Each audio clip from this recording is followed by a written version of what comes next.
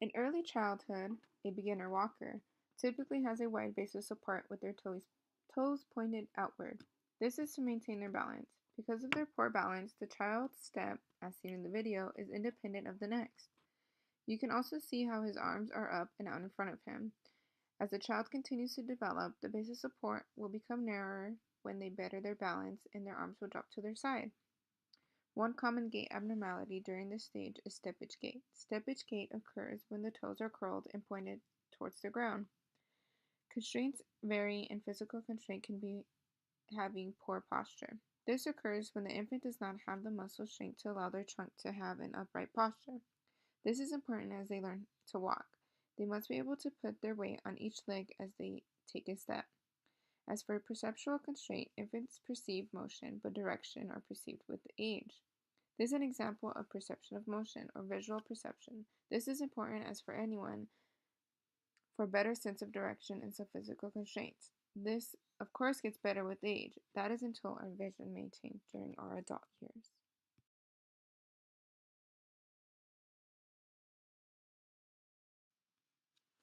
Around this stage, as mentioned earlier, the child's base of support is narrowed and the arms are rested at the sides of the body.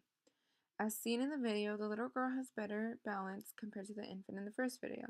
Balance continues to get better over time and the trunk is not so much extended forward.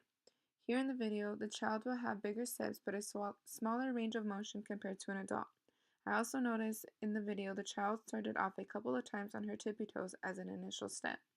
Which takes me to my next topic of gait abnormalities. Toe walking, according to Dr. Mary Loth, who wrote Gait Abnormalities in Children.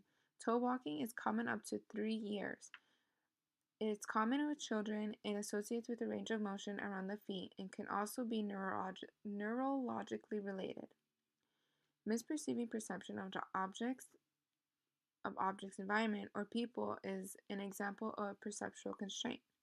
The visual system allows the perception of distance and location. This influences the child's ability to reach their goal or get them to where they want to be. For example, if a child is trying to reach their mother but sees she is a distance away, the child has an idea to get there. If the child's vision changes over time, this can affect their visual path when walking. They might perceive their environment and an object further or closer than it appears.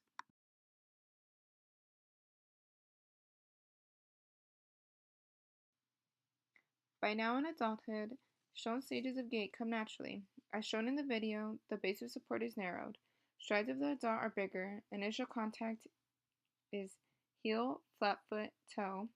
There is a bigger range of motion. The arms of the adult are to the side, and arms are swinging and reciprocal to the legs. You can also notice that the trunk of the adult is not leaning forward. Too much of a lean seems as if the person is holding a slouch position. Propulsive gait is abnormality which we know as hunchback or slouch position. This happens when the head and neck is pushed forward.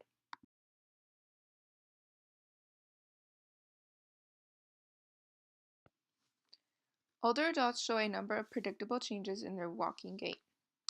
Changes including slower walking, speed, shorter step length, relative swing time, longer relative stance time, decreased maximum walking speed, joint range of motion, and increased base of support. What I mean by increased base of support, an older adult can use a walker or a cane to support their walking. As seen in the video, this particular adult shows the changes that come over time, but she is not using an extra base of support. Abnormality in gait is most common in the geriatric community. One common abnormality is Trendelenburg gait. This results from weakness or paralysis of the hip abductors. Because of all the sensation, perception, and perceptual motor development decreases because of these constraints, the consequences of the age-related changes declines in reaction time, strength, endurance, and visual acuity. This increases the chances of accidents like tripping or falling.